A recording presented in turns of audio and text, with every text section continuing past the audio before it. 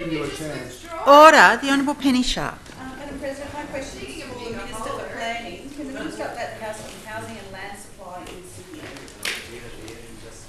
You know you stopped on there. Why can't you just admit it? Thank you, Madam President, and I thank the honourable member for her question. Madam President, over the next 25 years, the population of Sydney will grow by 1.7 million people. The Keneally government has a plan to ensure that there's a continuous supply of new land and housing to accommodate this population growth, to ensure that supply always outstrips demand. Recently, I was with the Premier when she released the latest edition of the annual Metropolitan Development Report, the MDP. The MDP is an annual comprehensive audit of land supply and building sites across Sydney. The report shows that Sydney has an extremely strong supply of land to meet demand for new housing and construction in existing suburbs as well as for greenfield sites.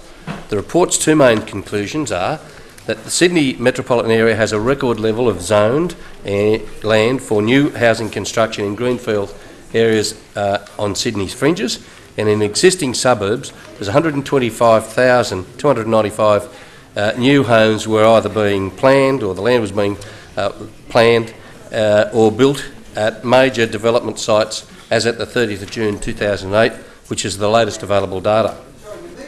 Madam President, at the end of June last year, the government had rezoned enough land in 58 release areas for a potential of 68,000 new homes in the metropolitan area, including the Central Coast.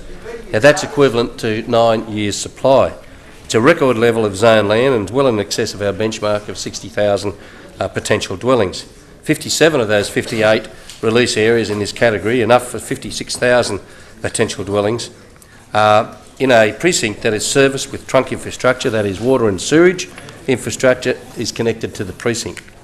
This is the latest Metropolitan Development Program, and it shows that we have a total of zoned land and released land for over 131,000 homes. This is a record extending back over the period to 1981, so it's the biggest record in that period. And it is well in excess of our benchmark of 112,500 dwellings. Waiting in the wings in Greenfield is greenfield land with a potential of a further 111,000 homes in the northwest and southwest growth centres, as well as land for 11,500 homes in North Wyong. The Keneally government has identified greenfield land supply for more than 250,000 homes in Sydney and the Central Coast, well in excess of the 195,000 that was required in the Metropolitan Strategy by 2031. Madam President, the MDP reveals good news for the building sector. Housing construction is forecast to exceed 27,000 dwellings in the year 2012-13. Experts are forecasting demand to keep growing, so it's important that the New South Wales Government continues delivering on its plans to ensure there's ample supply of greenfield sites for new housing, along with supply of land for home construction in the pipeline in the urbanised areas. Madam President, there are many statistics about housing supply, lots of very large numbers to absorb, but fundamentally this is about basic human right, a home. The New South Wales Government is delivering on zoned land supply for new housing and is working closely with the construction industry and other stakeholders to deliver an attractive environment for investment in housing in Sydney. We're creating a framework for communities to grow and to thrive, not just street grids where houses are going, but planning for what the community's needs, for how they will sustain themselves economically and environmentally, as well as how they can adapt to economic and environmental changes in the future.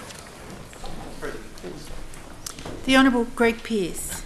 Thank you, Madam President. My question is to